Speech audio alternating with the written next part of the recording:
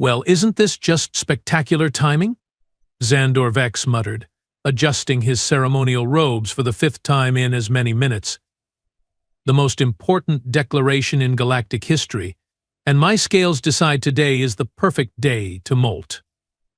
The Grand Senate chamber of the Galactic Confederation stretched before him, a massive amphitheater carved from rare blue asteroid ore, housing representatives from over 3,000 sentient species.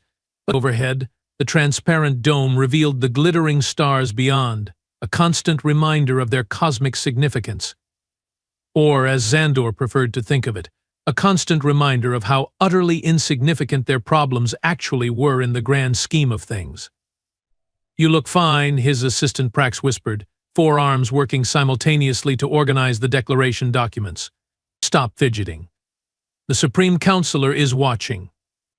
Xandor glanced up to see Supreme Counselor Taloria Nem observing him with 6 unblinking eyes from her elevated platform. The arachnid leader inclined her head slightly, her mandibles clicking in what could have been either approval or a death threat. With arachnids, it was remarkably difficult to tell the difference. "How reassuring," Xandor said under his breath. "Nothing like the threat of possible disembowelment before breakfast." The chamber quieted as Taloria raised 2 of her 8 appendages, signaling the commencement of proceedings. Her voice, amplified by the chamber's perfect acoustics, echoed throughout. "Esteemed members of the Galactic Confederation, we gather today for a solemn declaration, one without precedent in our 10,000 years of unified governance. Senior xenobiologist Xandor Vex will present the findings." That was his cue. Xandor stepped forward, mounting the hovering platform that would carry him to the center of the chamber. He cleared his throat, causing his neck frill to expand involuntarily. Several delegates from the aquatic sectors bubbled in amusement. "Distinguished representatives," Xandor began, gesturing to the holographic display that materialized above him. "For the past 50 cycles, we have monitored the planet designated Sol 3, home to the species known as humans. As you recall, this species declined our invitation to join the Confederation 200 cycles ago, choosing isolation over galactic citizenship." The display showed a blue-green world, spinning slowly. Various gasps and murmurs rippled through the chamber as the image shifted, revealing a planet now wrapped in clouds of ash and radiation. "Following their self-destructive conflict, which we have termed the Terminal War, our observation posts detected massive radiation spikes, atmospheric contamination, and the collapse of their global communications network. After 5 decades of continuous monitoring, I stand before you to officially declare with profound regret that the species Homo sapiens has met the criteria for extinction-level event classification." The chamber erupted in a cacophony of sounds, the high-pitched keening of the melodians, the deep rumbles of the stone-bearers, and the telepathic pressure waves from the non-corporeal delegates at the back. Supreme Counselor Taloria clicked her mandibles loudly, restoring order. "Continue, Senior Xenobiologist."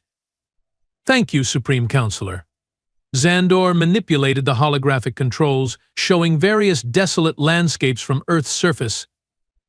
"As you can see, no signs of organized civilization remain. Automated probes have detected no radio transmissions, no industrial activity, and no large population centers. The radiation levels in major former metropolitan areas exceed survivability thresholds for carbon-based life forms. It is my scientific assessment that humanity has engineered its own extinction." "How unfortunate," remarked Delegate Quarks from the silicon-based Geode Collective, his crystalline voice resonating through the chamber. "They showed such promise with their art and music." "Their literature was quite moving," added Ambassador Lumi of the Photonic Alliance, her form shimmering with blue sadness.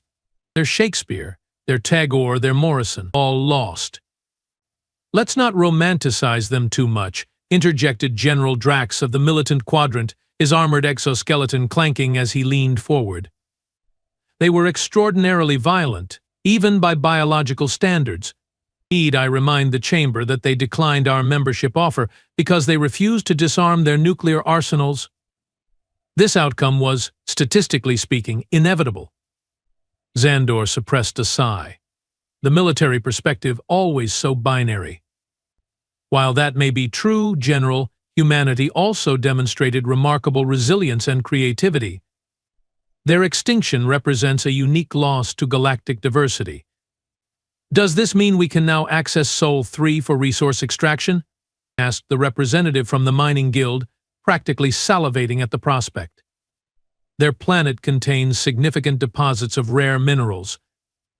According to Confederation law, Xandor replied, struggling to keep the disgust from his voice, a planet must be officially declared free of sentient life for 100 cycles before resource extraction can begin.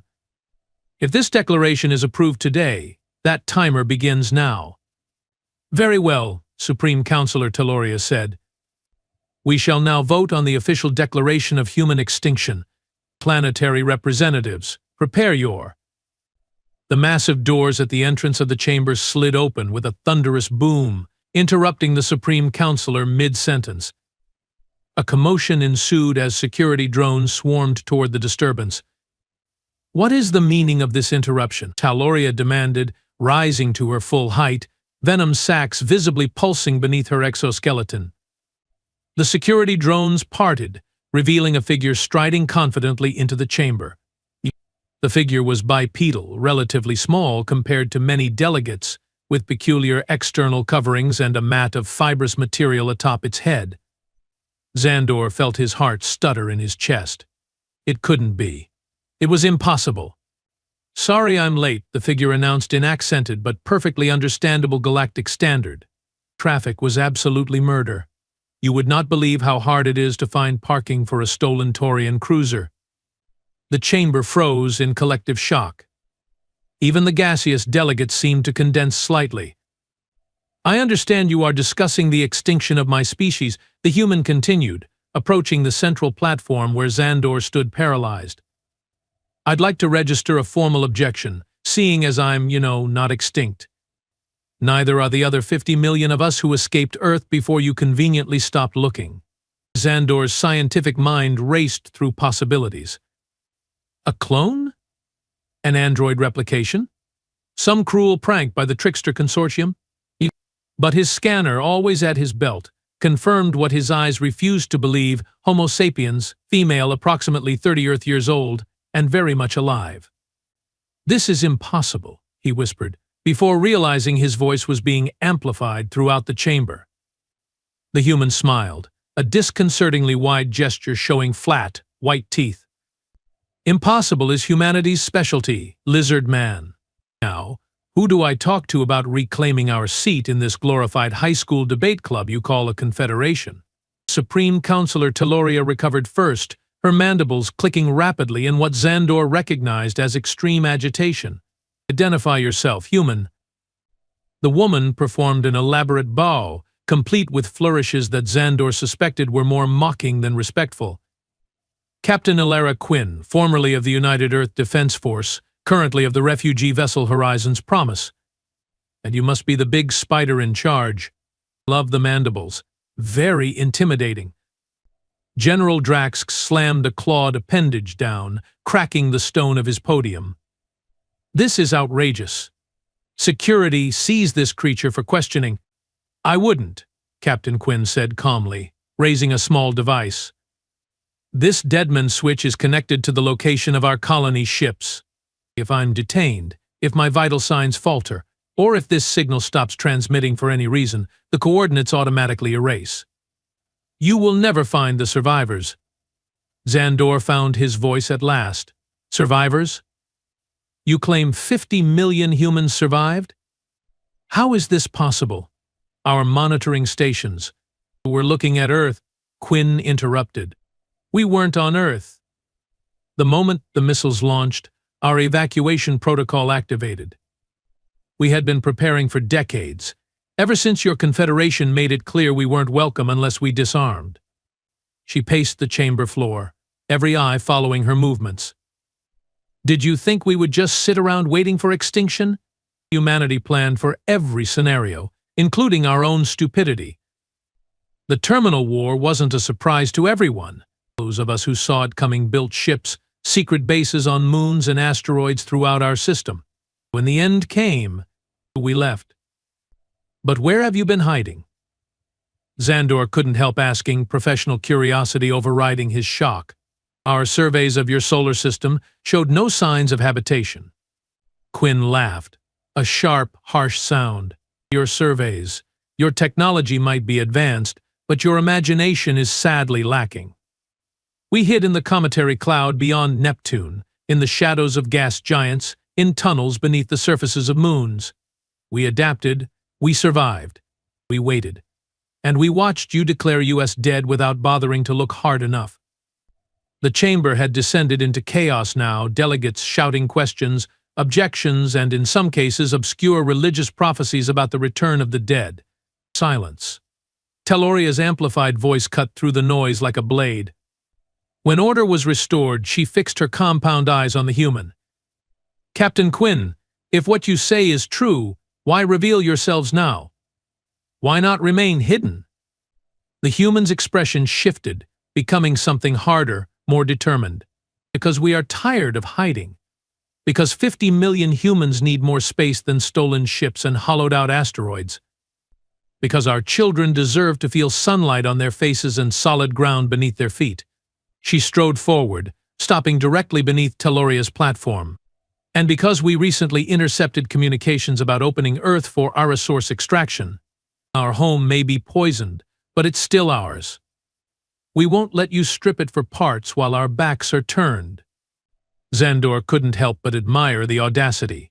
One small human, standing defiant before the collected power of 3,000 civilizations. It was either the bravest or most foolish thing he'd ever witnessed.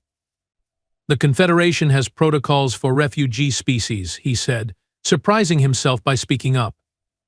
If humanity truly survives in the numbers you claim, you would qualify for protected status and resettlement assistance. Quinn turned to him, eyebrows raised. Well, at least one of you has some sense. Yes, that's exactly what we are after. Protected status, recognition of our territorial claim to the Sol system, and assistance establishing a new colony world. In exchange. We will share everything we have learned about survival and adaptation over the past 50 years. Trust me, it's impressive stuff. General Drax growled, his battle-scarred carapace bristling with aggression. This is preposterous. We cannot simply take this creature at her word. For all we know, she could be the last of her kind, bluffing to protect a dead world. An excellent point, General, Quinn replied smoothly. Which is why I brought friends. She tapped a sequence into her wrist device. Seconds later, the massive view screen that dominated one wall of the chamber flickered to life, revealing the bridge of a spacecraft. Dozens of humans sat at control stations, while behind them, visible through giant viewports, floated a vast fleet of mismatched vessels. Some were clearly repurposed mining ships, others appeared to be converted space stations, and still others were of designs Xandor didn't recognize at all. May I present the Diaspora Fleet, Quinn announced, a hint of pride creeping into her voice. 57 ships, each housing between 500,000 and 2 million humans, depending on size. We have been living in space for half a century, gentle beings. We have gotten quite good at it. The chamber fell completely silent, 3,000 delegates processing this revelation simultaneously. Supreme Counselor Telluria's mandibles stilled. When she spoke, her voice carried the weight of authority that had made her the leader of the Confederation. Captain Quinn, the revelation of humanity's survival alters today's proceedings significantly. I propose an emergency session to address your people's status and claims. Splendid, Quinn replied. But first, I believe senior xenobiologist Vex was about to make a declaration? Something about an extinction-level event? I'm curious to see if he still stands by that assessment. All eyes turned to Xandor, who suddenly felt his scales itching unbearably under the pressure. Science demanded accuracy above all else. With a resigned sigh, he adjusted the controls of his holographic display, deleting the extinction classification with a dramatic swipe of his clawed hand.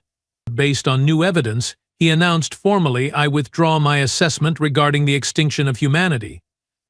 The species Homo sapiens is hereby reclassified as endangered but extant, with a recommendation for protected status under Confederation law. Captain Quinn beamed at him. See? That wasn't so hard. Now, about that emergency session, I hope you don't mind, but I have invited a few more representatives from our fleet to join us. They should be landing in about. She checked her device, 10 minutes. I hope you have refreshments ready. Humans get awfully cranky when we are not fed regularly.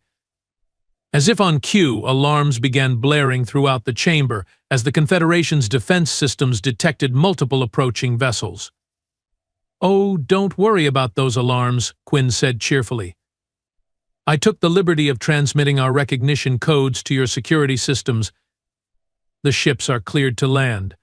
I hope you don't mind that I hacked into your network. Old habits, you know. Xandor sank back onto his platform, suddenly exhausted. In the space of 30 minutes, his carefully prepared extinction declaration had been completely upended and the galactic political landscape forever altered.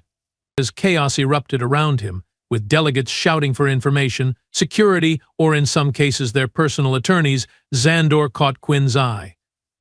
The human winked at him, a gesture he recognized from his studies of their behavioral patterns as indicating shared conspiracy or amusement. Cheer up, lizard man, she called to him over the din. You are about to witness history. Humanity is back, and trust me, we have learned a few new tricks while we have been away. Somehow, Xandor didn't doubt that for a moment. And despite himself, despite the disorder she had brought to his carefully ordered scientific world, he found he was looking forward to discovering exactly what those tricks might be. Xandor Vex had never seen the Grand Senate chamber reconfigured so quickly. Within an hour of Captain Quinn's dramatic entrance, the central floor had been transformed into an emergency diplomatic reception area, complete with hastily assembled translation units and, at the humans' insistence, refreshment stations offering food and drink compatible with carbon-based physiology. Is this really necessary? General Drax grumbled, watching as human delegates filed into the chamber. They are treating this like some sort of social gathering rather than a formal proceeding. Apparently, humans negotiate better when their glucose levels are maintained, Xandor replied, consulting his datapad. Fascinating adaptation. They require regular caloric intake to optimize cognitive function. Drax snorted, a blast of hot air that singed Xandor's shoulder frill. They are weak, dependent on constant sustenance. In the militant quadrant, we can fight for 16 days without nourishment. And yet, Xandor observed dryly, watching as Captain Quinn efficiently organized her fellow humans, they managed to survive planetary annihilation while hiding from the most sophisticated detection systems in the galaxy. Perhaps there's more than one kind of strength, General.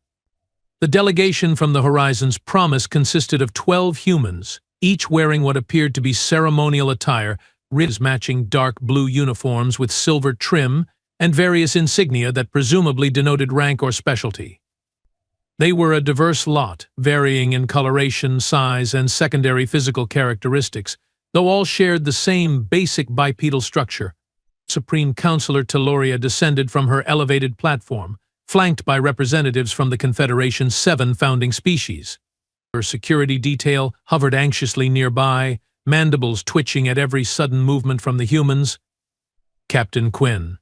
Teloria began, her translator rendering her clicks and hisses into smooth galactic standard.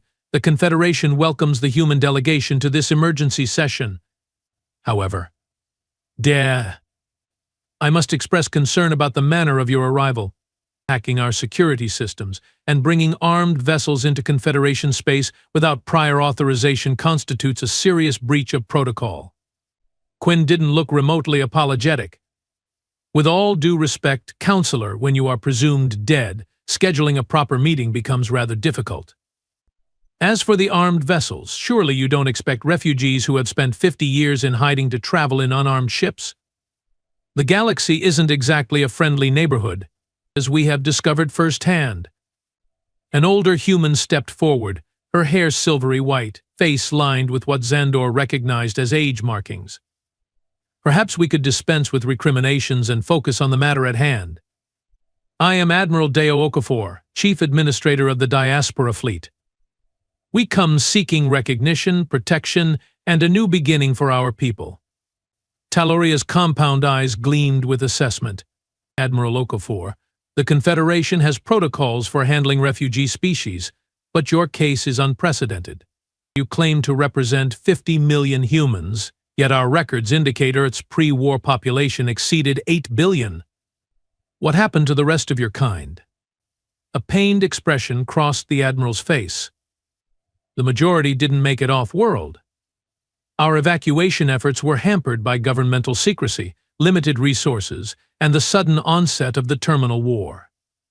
We saved who we could, primarily scientists, engineers, medical professionals, and their families, along with cultural specialists to preserve our heritage and a genetically diverse population sample to ensure our species' viability.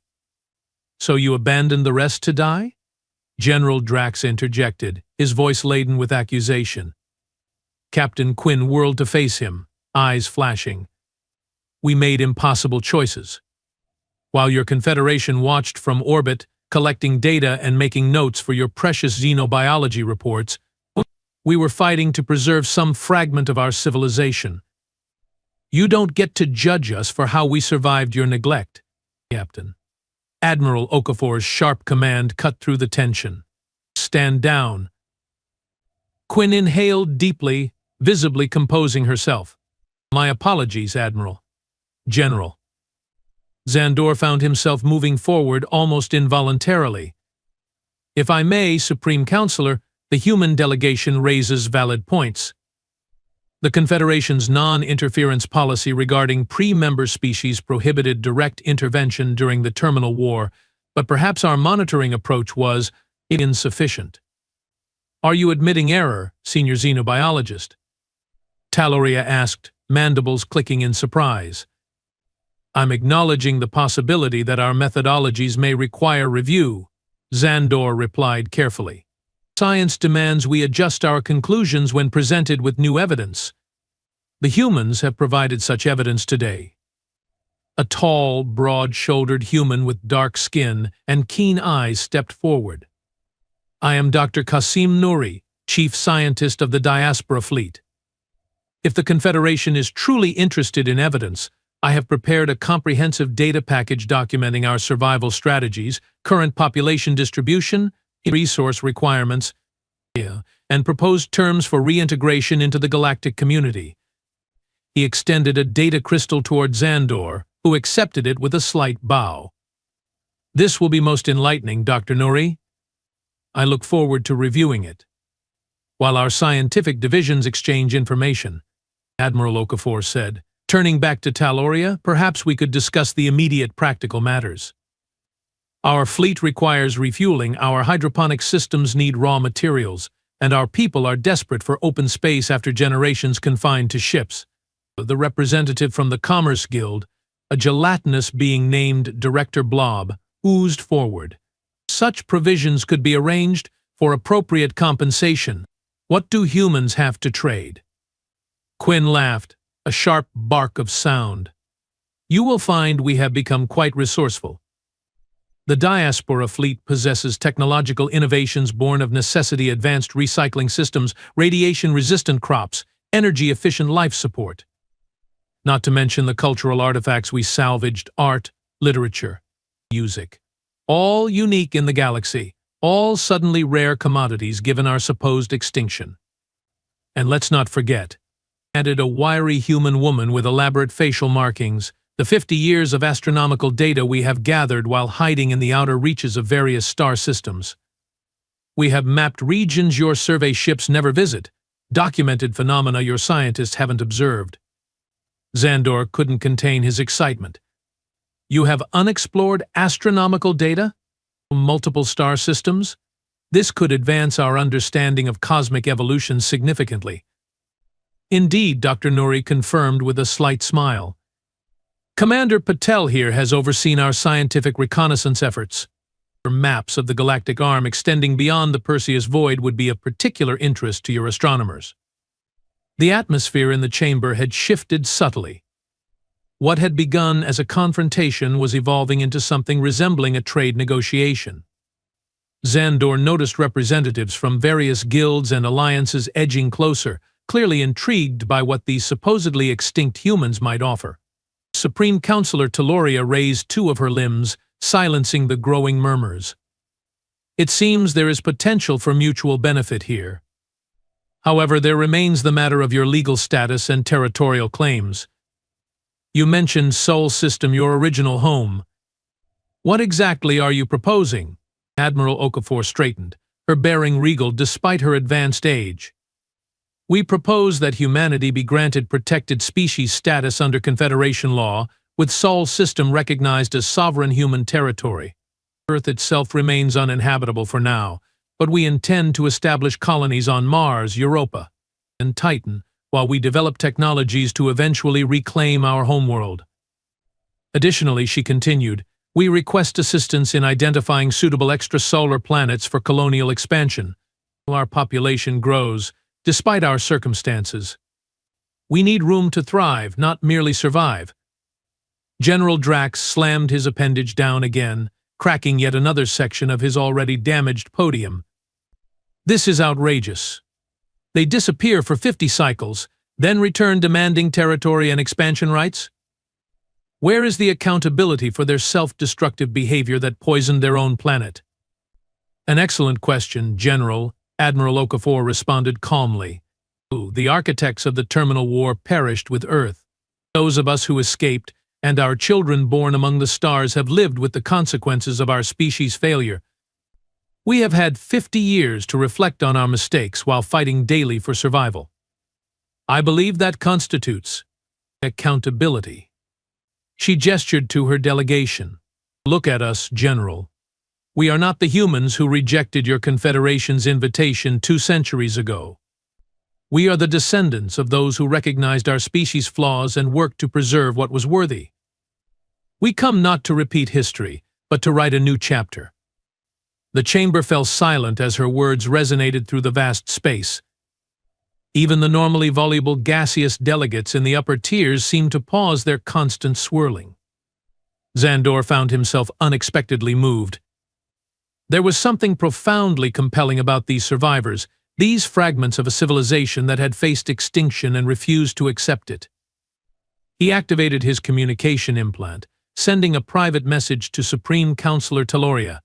Supreme Counselor, if I may suggest, the scientific value alone of studying humanity's adaptation strategies would benefit countless species facing environmental challenges. Their technological innovations, developed under extreme duress, could advance multiple fields. From a purely objective standpoint, reintegrating humans into the galactic community presents significant advantages. Taloria's response came after a brief pause. Your scientific curiosity is noted, senior xenobiologist. But there are political considerations beyond research potential. She addressed the chamber at large. The Confederation must consider precedent. If we grant these terms to humanity, other non-member species might fake their own extinctions to gain favorable treatment. Captain Quinn snorted loudly. Yes, because irradiating your homeworld and living in recycled mining ships for half a century is such a clever negotiating tactic. We highly recommend it. Several delegates actually laughed, a cacophony of hoots, whistles, and vibrations that momentarily disrupted the translation systems. The human has a point, remarked Ambassador Lumi of the Photonic Alliance, her form brightening with amusement. This hardly seems a strategy others would emulate. Taloria's mandibles clicked in what might have been exasperation. Very well. I propose the following: a provisional acceptance of humanity's protected status, recognition of their claim to uninhabited bodies within Sol System excluding Earth until decontamination plans can be evaluated, and the formation of a joint commission to assess potential colony worlds beyond their home system. She fixed her compound eyes on Admiral Okafor. In exchange, humanity will share all technological and scientific developments from their period of isolation, agree to Confederation oversight of any military capabilities, and formally apply for Confederation membership with a path to full integration within 20 cycles. Admiral Okafor conferred briefly with her delegation before responding. We accept these terms with one modification. Confederation oversight of military capabilities applies only to operations outside Sol's system. Within our home system, we maintain full defensive autonomy. After what happened last time, can you blame us for wanting to control our own backyard? Captain Quinn added. Besides, our fleet has gotten pretty good at hiding from you. Enforcement would be challenging. General Drax bristled visibly, but before he could object, Telluria responded. Acceptable, provided all human vessels operating beyond Sol's system register their capabilities and submit to standard Confederation peacekeeping protocols. Agreed, Admiral Okafor said firmly. Telluria rose to her full impressive height. Then by my authority as Supreme Counselor, I declare this provisional agreement in effect, pending formal ratification by the full Senate within 10 cycles. Humanity is officially recognized as an endangered but extant species under Confederation protection. The extinction classification is permanently rescinded. A mixture of reactions swept through the chamber, approving hums, concerned murmurs, excited bursts of light from the photonic delegates. Politics as usual, Xandor thought. But something extraordinary had happened today, something unprecedented in Confederation history. As the formal proceedings concluded and the chamber began to empty, Xandor approached Captain Quinn, who was sampling a selection of exotic fruits from the refreshment table. Captain, if I might have a moment of your time? I have numerous scientific questions about your fleet's survival strategies. The adaptation mechanisms you must have developed, they are potentially revolutionary. Quinn regarded him with amusement, biting into a bright purple fruit that released a cloud of aromatic spores. Curious after all, lizard man, and here I thought you were ready to write us off as a failed experiment. Xandor's neck frill expanded slightly in embarrassment. Science requires us to follow evidence, not assumptions. Today's events have challenged many of mine. Fair enough, she replied, wiping juice from her chin. Tell you what, I will give you a tour of the horizons promised tomorrow. You can see how we have managed firsthand. Fair warning, though, our adaptations might not be what you expect. How so? Xandor asked, intrigued. Quinn's expression turned thoughtful, almost solemn. We didn't just change our technology, Xandor. We changed ourselves. When survival is on the line, you'd be amazed what becomes possible. Before he could question her further, Admiral Okafor called her away to assist with arrangements for the delegation's accommodations. Xandor watched her go, his scientific mind racing with possibilities. What had she meant by changing themselves? Genetic modification? Cybernetic enhancement? Some entirely new form of adaptation? Fascinating species, aren't they? The voice came from beside him, Ambassador Lumi, her photonic form shifting through subtle gradients of blue and violet. Indeed, Xandor agreed.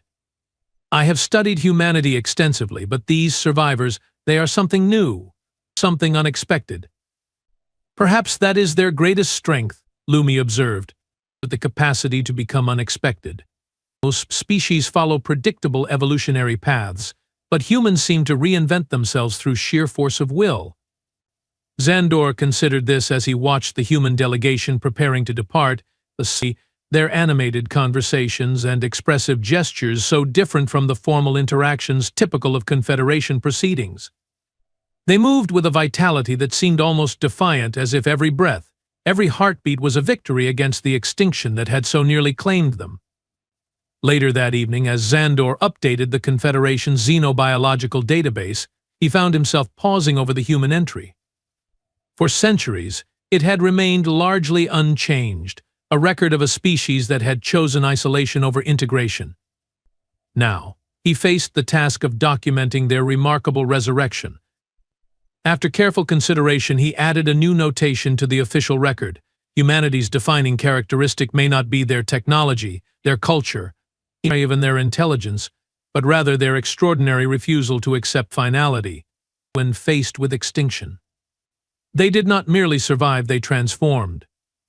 The species that has returned to the galactic community is not the same one that faced annihilation, but rather a new iteration forged in the crucible of near extinction. The scientific, cultural, and political implications of this transformation remain to be fully understood, but one conclusion seems inescapable. Any species capable of redefining itself in the face of its own destruction must never again be underestimated. As he finished the entry, his communication implant chimed with an incoming message. It was from Captain Quinn, containing coordinates for his tour of the horizons promised the following day, along with a personal note: bring an open mind and a strong stomach. Lizard Man.